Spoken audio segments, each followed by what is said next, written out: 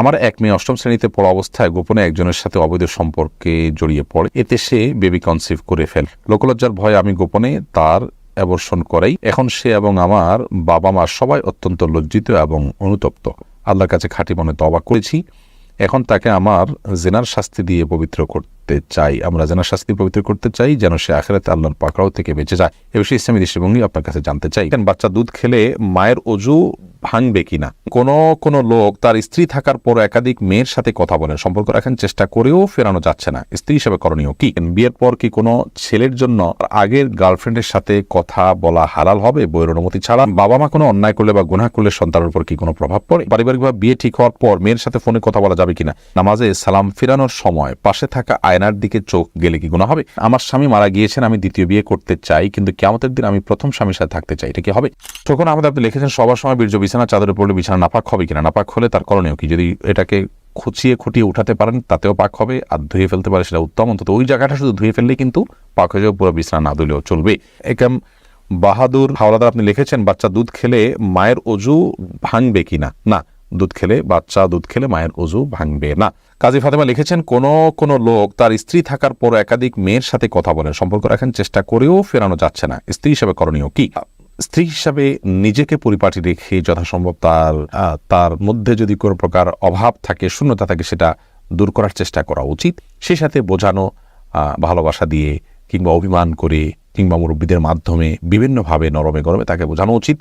এবং অন্য কারোর মাধ্যমে নিজে কোনোভাবে যদি সংশোধন করা না যায়, তাহলে সেক্ষেত্রে তার পাপের কারণে স্ত্রী তিনি পাপী হবেন না, অপরাধী হবেন না। প্রত্যেকের পাপের বোঝা তিনি বহন করবেন।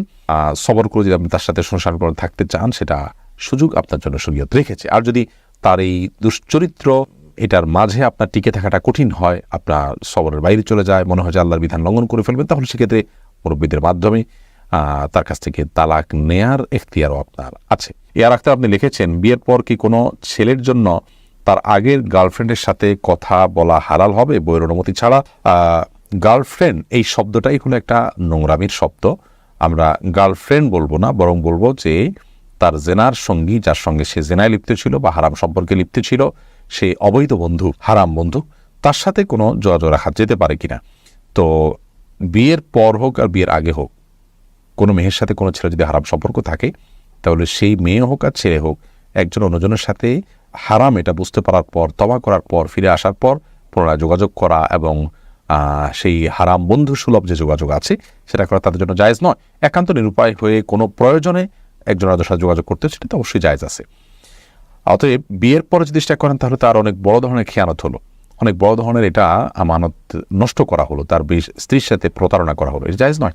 যার কারণে আগের অবৈধ সম্পর্ককে পুনর্জীবিত করা কিংবা একে অন্যের সাথে আবার যোগাযোগ রক্ষা করা, এটা গুনাহের কথা। আব্দুল মামুন আপনি লিখেছেন বাবা মা কোনো অন্যায় করলে বা গুনাহ করলে সন্তানের উপর কি কোনো প্রভাব পড়ে?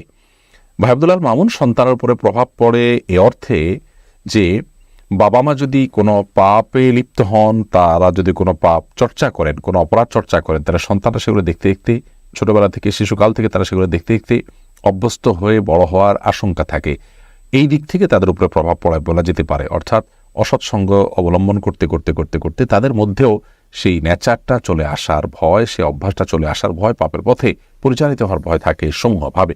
কারণ মানুষ যা শুনে শিখে তার চাইতে দেখে শিখে অনেক বেশি। শিশুদের মধ্যে এই প্রবণতাটা আরও অনেক বেশি। এই জন্য বাবা মা কোনো পাপ করলে এ অর্থে সন্তান প্রভাবিত হতে পারে যে তাদের সে পাপ দেখতে দেখতে সন্তানরাও সে পথে পরিচালিত হওয়ার সমূহ আশঙ্কা আছে। আর যদি প্রভাবিত হওয়া বলতে আপনি এই বোঝান যে স্পিরিচুয়াল কোনো ক্ষতি, অর্থাৎ অন্তর্নিহিত কোনো ক্ষতি আছে, যেমন বাবা মা পাপ করবেন আর তার জন্য পাপের বোঝা সন্তানের উপরে পড়বে, বা অনেক সময় বলা হয় যে বাবা মা পাপ করছেন সেজন্য গর্ভস্থ সন্তান নষ্ট হয়েছে, খারাপ হয়েছে, এটা হয়েছে, সেটা হয়েছে, তাহলে সেটা সঠিক নয়। কারণ ওয়াল্লাহ তাযিরু ওয়াজিরাতুন বিজরি উখরা, আল্লাহ তাআলা বলেছেন একজনের পাপের বোঝা অন্যজন বহন করবে না। বিধায় এ অর্থে সন্তান পিতামাতার পাপের কোনো বোঝা বহন করবে না এবং তার প্রভাব তার উপরে পড়বে না, প্রত্যেকের পাপের বোঝা তাকেই পাবে। ফয়সাল হোসেন আপনি লিখেছেন পারিবারিকভাবে বিয়ে ঠিক হওয়ার পর মেয়ের সাথে ফোনে কথা বলা যাবে কিনা? বিয়ে ঠিক হওয়ার পরে ফোনে একান্ত প্রয়োজনীয় তথ্য কোনো কিছু জানা দরকার থাকলে জানতে পারবেন। এমনি আলাপ সালাপ বলতে যেটা বোঝানো হয়, আরও স্বামী স্ত্রী সুলভ আলাপ সালাপ, সেগুলো কোনো অবস্থাতে জায়েজ নয় যতর মতো বিয়ের আগদ সম্পন্ন না হবে। মেঘনা এআডি থেকে আপনি লিখেছেন বিয়ের গিফট হিসেবে পরিবারের পক্ষ থেকে দেওয়া আংটি কি দেবর তার ভাবিকে পরিয়ে দিতে পারবে? না, দেবর তার ভাবিকে কোনো অবস্থাতেই পরিয়ে দিবেন না। এটি একটা নষ্ট কালচার। আমাদের সমাজে দেবর ভাবির সম্পর্কটাকে মনে করা হয় যে একে অন্যের সাথে খুনসুটি করবে, একে অন্যকে আপনার এই যে আংটি পরিয়ে দেয়া ইত্যাদি এগুলো করবে, এগুলো জায়েজ নয়। ইসলামের দৃষ্টিকোণ থেকে এগুলো হারাম, এবং এই কাজগুলোর মাধ্যমে হাজারো অনাচারের দুয়ার উন্মোচিত হয়, খোলে। আমরা সর্বনাশ হওয়ার পরের পরে আফসোস করে আক্ষেপ করি। যেমন একটু আগে একটা প্রশ্ন আমরা শুনলাম, যে প্রশ্ন শুনে আমরা বুঝতে পেরেছি যে কি পরিমাণ আমরা অসতর্ক, এবং অসতর্কতার কারণে কি পরিমাণ ক্ষতিগ্রস্ত হই আমরা, তার কিছু নমুনা এই সমস্ত ঘটনাবলী থেকে বোঝা যায়। নবী করিম সাল্লাল্লাহু আলাইহি ওয়াসাল্লাম দেবর সম্পর্কে বলেছেন, আল হাম ওয়াল মউত, দেবর সে তো মৃত্যু, আর পুরুষদের জন্য শ্যালিকা সে হলো মৃত্যু। তার থেকে, মৃত্যু থেকে মানুষ যেরকম পলায়ন করে সেরকম দূরত্ব বজায় রেখে সাবধান এবং সতর্ক থাকা উচিত। কারণ হলো এখানে ফিতনার আশঙ্কা থাকে অনেক বেশি। অতএব কোনোভাবেই তার দেবরকে আংটি পরে দেওয়া জায়েজ নয়।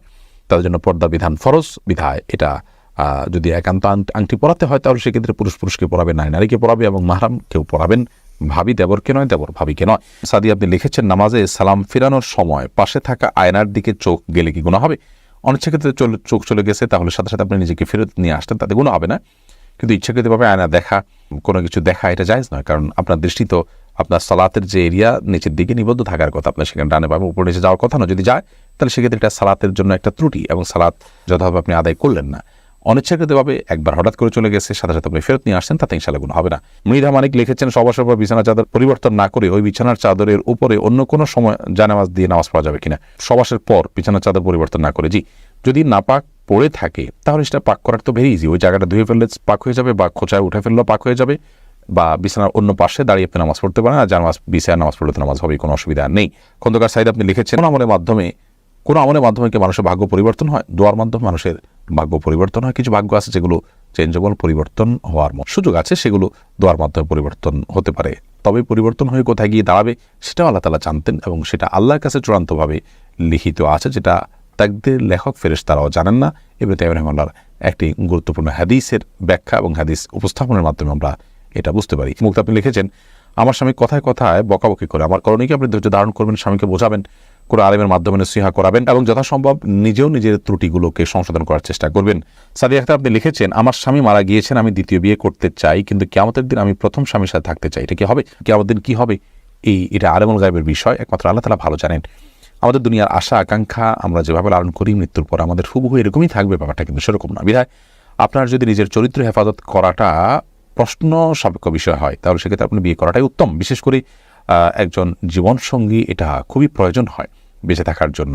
সেই জায়গা থেকে আপনি বিয়েতে আবদ্ধ হওয়া উচিত, এবং আল্লাহ রাব্বুল আলামিন কিয়ামতের ময়দানে কোন স্বামীর সাথে আপনার হাসর করাবেন, শেষ স্বামী হিসাবে তিনি আপনাকে পাওয়ার কথা, তিনি পাবেন নাকি আগের স্বামী পাবেন, এই বিষয়টি সম্পূর্ণ আলেমুল গায়বের বিষয়, আল্লাহ তাআলা ভালো জানেন। এই বিষয়ে কোন হাদিস স্পষ্ট করে আলাদা করে কিছু বলে দেয়নি, যেটা আমি নিশ্চিত করে বলতে পারি, আমি যতটুকু জানি। আল্লাহু বিসওয়াব। আমি একজন বিপর্যস্ত পিতা। আমার এক মেয়ে অষ্টম শ্রেণীতে পড়া অবস্থায় গোপনে একজনের সাথে অবৈধ সম্পর্কে জড়িয়ে পড়ে, এতে সে বেবি কনসিভ করে ফেলে। লোকলজ্জার ভয়ে আমি গোপনে তার অ্যাবর্শন করাই। এখন সে এবং আমার বাবা মা সবাই অত্যন্ত লজ্জিত এবং অনুতপ্ত। আল্লাহর কাছে খাঁটি মনে তওবা করেছি। এখন তাকে আমার জিনার শাস্তি দিয়ে পবিত্র করতে চাই। আমরা জিনার শাস্তি পবিত্র করতে চাই, যেন সে আখিরাতে আল্লাহর পাকড়াও থেকে বেঁচে যায়। এ বিষয়ে ইসলামী দৃষ্টিভঙ্গি আপনার কাছে জানতে চাই। প্রথম কথা হলো ভাই, জিনার শাস্তিটা ব্যক্তি পর্যায়ে আমরা কার্যকর করব না, বরং এরকম পরিস্থিতিতে সে এবং পুরো পরিবার আল্লাহ তাআলার কাছে লজ্জিত হয়ে এবং হারামের পথ থেকে সরে এসে আর যেন কখনো এই ভুলটা না হয় সেজন্য আল্লাহর কাছে দৃঢ় প্রতিজ্ঞা করা উচিত এবং দৃঢ় প্রত্যয় ব্যক্ত করা উচিত।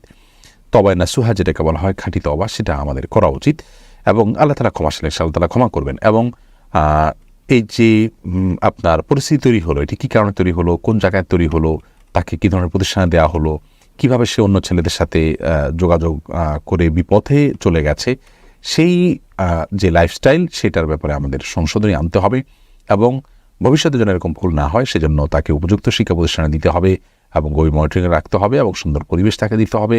হারামের পরিবেশ থেকে তাকে বাঁচানোর জন্য আপ্রাণ চেষ্টা করতে হবে।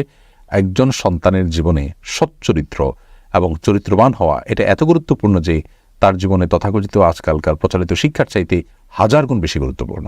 একজন অভিভাবক যখন এটাকে অনুভব করতে পারবেন, বুঝতে পারবেন, তখন ইনশাআল্লাহ বিদ্যালয়ে কোনো সমস্যা এমনিতে দূর হবে। বাকি কথা হলো যে জেনার শাস্তি আমি নিজে থেকে কার্যকর করার সুযোগ নেই। এরপরে আবু হানিফ রাজু আপনি লিখেছেন, অনেক সময় দেখি কবর দেওয়ার পর কবরের 4 কোণে 4টা খেজুর গাছের ডাল পুঁতে দেওয়া হয় এবং নির্দিষ্ট সূরা তেলাওয়াত করা হয়। এর কি কোনো ভিত্তি আছে? না থাকলে মায়েদের মায়েতকে কবরস্থ করার পরে কি করা উচিত? মায়েতকে কবরস্থ করার পর নবী করিম সাল্লাল্লাহু আলাইহি ওয়াসাল্লাম বলেছেন, উদউ লিআখিকুম ইস্তাগফিরু লিআখিকুম ওয়াসাউ লাহু তাসবীত, অর্থাৎ তোমাদের ভাইয়ের জন্য তোমরা আল্লাহর কাছে ক্ষমা প্রার্থনা করো এবং তার জন্য দোয়া করো, সে যেন দুনিয়াতে যেরকম ঈমানের উপরে ছিল মৃত্যুর পরও এখন মুনকার নাকিরের প্রশ্নের জবাবে যেন ঈমানের উপরে অটল অবিচল থাকতে পারে। তো সেজন্য আমাদের উচিত হলো, আমাদের কর্তব্য হলো ঈমানদার হিসাবে, ভাই হিসাবে, বোন হিসাবে কোনো ব্যক্তির মৃত্যুর পর তার জন্য, মৃত্যুর পর দাফনের পর, জানাজার পর, দাফন করার পর, কবর দেওয়ার পর কিবলামুখী তার জন্য আল্লাহর কাছে দোয়া করে যে আল্লাহ আপনি তাকে মাফ করে দিন এবং তাকে অটল অবিচল রাখুন ঈমানের উপরে যেমন তিনি দুনিয়াতে ছিলেন। তো এই দোয়াটা তার জন্য করা সুন্নাহ। এর বাইরে আপনার এই চারপাশে 4টা খুঁটি গাড়া বা গাছের ডাল পোতা কিংবা বিভিন্ন সূরা পাঠ করতে করতে এগুলো পোতা বা সূরা পাঠ করে এরকম কোনো নির্দেশনা কোনো হাদিসে আমাদেরকে করার জন্য নির্দেশ করা হয়েছে বলে আমার জানা নেই। আমরা সেটুকু করবো যেটুকু কোনো হাদিস আমাদের জন্য নির্দেশনা দেওয়া হয়েছে। আর মন গড়া কোনো কিছু আমরা যদি করি তাহলে সেটি কোনো কোনো ক্ষেত্রে বেদাতে পর্যবসিত হতে পারে এবং সুন্নাহ দ্বারা সাব্যস্ত না সেরকম কাজকে শরীয়তের কাজ, ইসলামের কাজ হিসেবে আমরা মনে করে করব না, বরং এটা করার মধ্যে গুনাহের আশঙ্কা আছে। এরপরে যে হিমের আপনি লিখেছেন, গলার নিচের অংশের চুলগুলো কি দায়ের অংশ? এগুলো একেবারে যেগুলো গলার কণ্ঠনালীর উপরে সেগুলো দায়ের অংশ নয়, কিন্তু থুতনির অংশর যেগুলো আছে সেগুলো আপনি চাচবেন না, সেগুলোকে রাখবেন। কিন্তু গলাতে যেগুলো, এই গলার মধ্যে যদি থাকে, কণ্ঠনালীর মধ্যে থাকে, সেগুলো দায়ের অংশ নয়। এ বিষয়ে একটা আলাদা ক্লিপ আমাদের আছে, বিস্তারিত সেখানে বলা আছে, দেখে নেবেন।